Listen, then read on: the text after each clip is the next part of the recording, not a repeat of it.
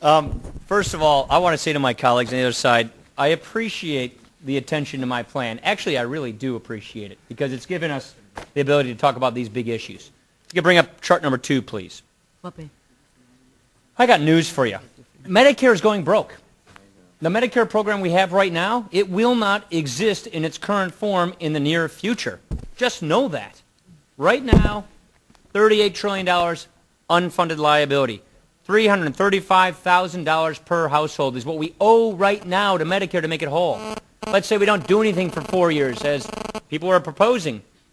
$52 trillion. Medicaid has about a $20 trillion unfunded liability. Chart 3, please. Look at how these are growing. These programs are growing such that they will consume the entire federal budget. No money for food stamps, no money for Pell Grants, no money for defense, because these two programs, just these two, are basically consuming the entire federal budget. You go to chart 10, please.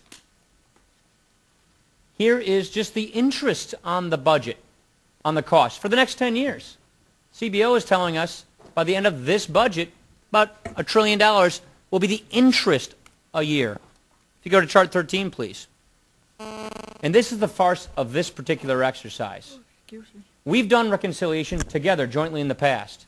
This is the 97 deal, the one that the chairman was intimately involved in. That had pretty good savings targets. What is this deal? $1 billion in savings. You're muscling through a takeover of the healthcare system, a $1 trillion, we think it's $2.3 trillion takeover for $1 billion in savings in reconciliation. Now, let's get to the issue of vouchers themselves. We do use vouchers. Everybody is in favor of vouchers here when it comes to entitlements. Pell Grants, vouchers. Food stamps, vouchers. Take a look at what we as federal employees get for our own healthcare system. I have the book right here. Here is the Blue Cross Blue Shield standard option for self and family. Our voucher per month for non-postal workers, us, $814 a month, and we pay $400.97 a month for the Blue Cross plan. This is what we get as federal employees. What is it that I'm proposing? The bill that I've offered. This. And by the way, Mr. Yarmouth, I don't mean to insult you, but I think you're over 55, if I'm not mistaken. Don't worry about it. Rest easy. This doesn't affect you.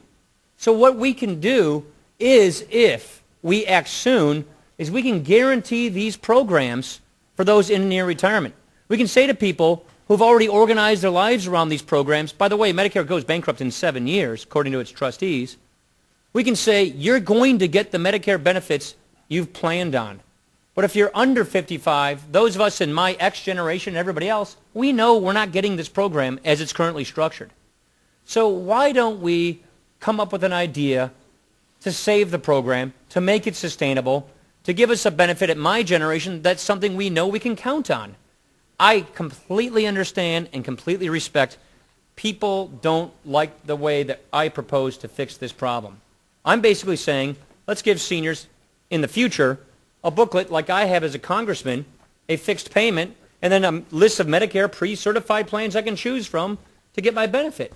According to the trustees at Medicare, according to the CBO, makes the program permanently solvent. I do 3 other things. If you're low income, let's cover your out-of-pocket costs. We do that. If you're wealthy, you're not going to get as much because you have the money and you can afford higher premiums.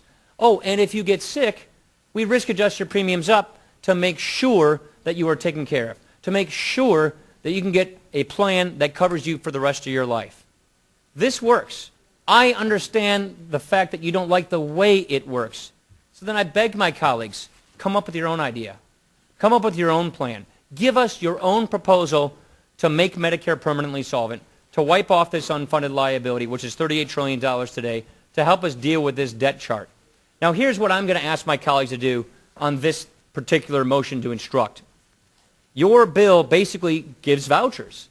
You say to people, go in the exchange, get the insurance that we decide and define and mandate you have to have, and we'll subsidize it with a voucher. So you're endorsing basically a voucher concept. Mrs. Kaptur said, all we want people to have is private coverage, just like members of Congress. That is what you're proposing in this exchange, and you're subsidizing it with vouchers. So I want to ask my colleagues from my side of the aisle, please vote for this motion to instruct so we can kill this bill. because that's what we'll basically do. Because if we're sincere about this amendment, about this motion to instruct, and we are against vouchers, then basically we are against the architecture of this bill. And since I really believe this is probably one of the worst things this Congress can do, this is the biggest social legislation we have created in a generation. I mean, Congress hasn't passed something like this since before I was born. And we're creating a government takeover. We are telling people in America, you've got to buy this. We're going to tell you what you have to buy. One person's going to define it. It's going to increase your costs. We're going to subsidize it. It's going to make this debt get much, much, much worse. And we're going to give you a voucher to help you purchase this. So please, pass this motion to instruct so we have a chance of defeating this bill. We don't think you have the votes to pass this right now. If you did, we would have passed this last Thursday. We realize this exercise we have here to get $1 billion in savings is really all because one guy won an election. Scott Brown won his election in Massachusetts. So you can't go through the regular order, so you're going to try and jam it through this way.